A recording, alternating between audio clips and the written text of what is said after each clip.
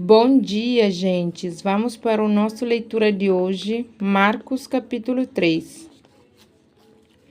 Noutra ocasião, ele entrou na sinagoga e estava ali um homem com uma das mãos atrofiada. Alguns deles estavam procurando um motivo para acusar Jesus. Por isso o observavam atentamente para ver se ele iria curá-lo no sábado. Jesus disse ao homem da mão atrofiada: Levante-se e venha para o meio. Depois Jesus lhes perguntou: O que é permitido fazer no sábado, o bem ou o mal? Salvar a vida ou matar? Mas eles permaneceram em silêncio. Irado, olhou para os que estavam à sua volta e, profundamente entristecido por causa do coração endurecido deles, disse ao homem: Estenda a mão. Ele a estendeu e ela foi restaurada. Então os fariseus saíram e começaram a conspirar com os herodianos contra Jesus sobre como poderiam matá-lo. Jesus é procurado por uma multidão. Jesus retirou-se com os seus discípulos para o mar e uma grande multidão vinda da Galileia o seguia. Quando ouviram a respeito de tudo o que ele estava fazendo, muitas pessoas procedentes da Judeia, de Jerusalém, da Idumeia, das regiões de outro lado do Jordão e dos arredores de Tiro e de Sidoma foram atrás dele. Por causa da multidão, ele disse aos discípulos que lhe preparassem um pequeno barco para evitar que o comprimissem, pois ele havia curado a muitos, de modo que os que sofriam de doenças ficavam se empurrando para conseguir tocar nele. Sempre que os espíritos imundos o viam, prostravam-se diante dele e gritavam: Tu és o Filho de Deus. Mas ele lhes dava ordem severa para que não dissessem quem ele era. A escolha dos 12 apóstolos. Jesus subiu a um monte e chamou a si aqueles que ele quis, os quais vieram para junto dele. Escolheu 12, designando os apóstolos, para que estivessem com ele.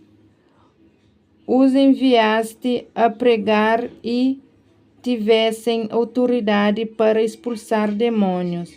Estes são os 12 que ele escolheu: Simão, a quem deu o nome de Pedro, Tiago, filho de Zebedeu, e João, seu irmão, aos quais deu o nome de Boanerges, que significa filho do trovão, André, Filipe, Bartolomeu, Mateus, Tomé, Tiago, filho de Alfeu, Tadeu, Simão, o Zelote, e Judas Iscariote, que o traiu.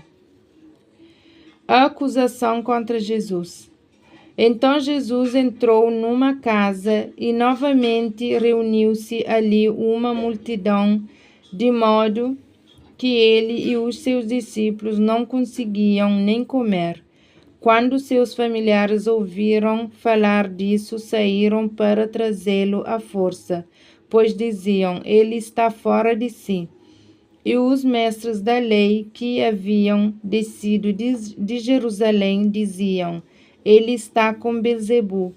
Pelo príncipe dos demônios é que ele expulsa demônio.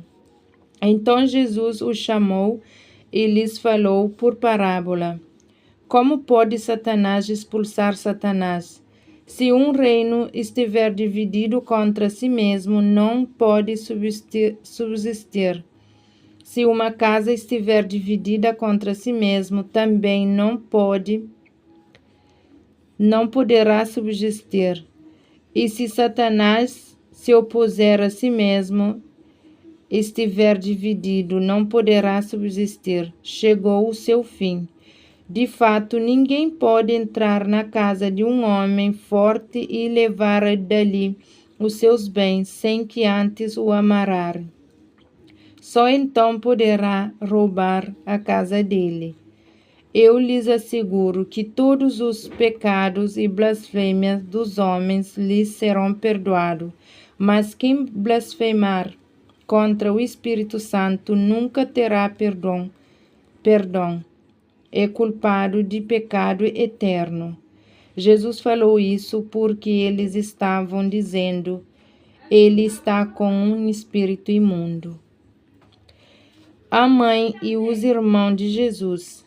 Então chegaram a mãe e os irmãos de Jesus, ficando do lado de fora, mandaram alguém chamá-lo. Havia muita gente assentada ao seu redor, e lhes disseram: tua mãe e teus irmãos estão lá fora, te procuram. Quem é a minha mãe e quem são os meus irmãos? Perguntou ele. Então olhou para os que estavam assentados ao seu redor e disse: aqui estão minha mãe, meus irmãos. Aqui estão minha mãe e meus irmãos. Quem faz a vontade de Deus, este é meu irmão, minha irmã e minha mãe. Essa é a palavra de hoje, gente. Marcos capítulo 3. Agora vamos para o Salmo.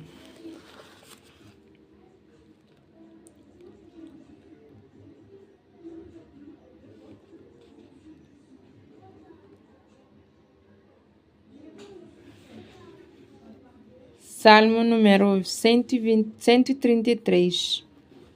Como é bom e agradável quando os irmãos convivem em união. É como óleo precioso derramado sobre a cabeça, que desce pela barba, a barba de Arão, até a gola das suas vestes. É como o orvalho do Hermon, quando desce sobre os montes de Sião. Ali o Senhor concede a bênçãos da vida para sempre. Palavra da salvação. Glória a vós, Senhor.